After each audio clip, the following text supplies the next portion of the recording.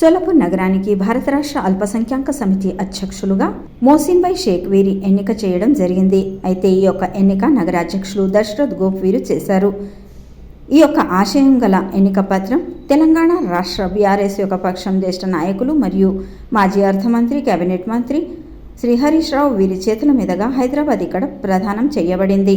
ఈ సమయంలో హరీష్ రావు వీరు మోసిన్ భాయ్ షేక్ వీరికి వారి ముందు నడవడికలకు అలాగే రాజకీయ కార్యానికి శుభాకాంక్షలను అందించారు. అలాగే రాబోయే ఎన్నికల కోసం జోరైన తయారీలు చేయమంటూ ఆదేశించారు. ఈ ప్రసంగంలో నగర అధ్యక్షులు దశరథ్ గోప్, మాజీ నగర సేవక్ తథా జ్యేష్ఠ నాయకులు నాగేష్ వల్యాడ్, మాజీ నగర సేవక్ సంతోష్ భోస్లే, జయంత హోలే పాటిల్ మొదలగు వారు హాజరు ఉండెను.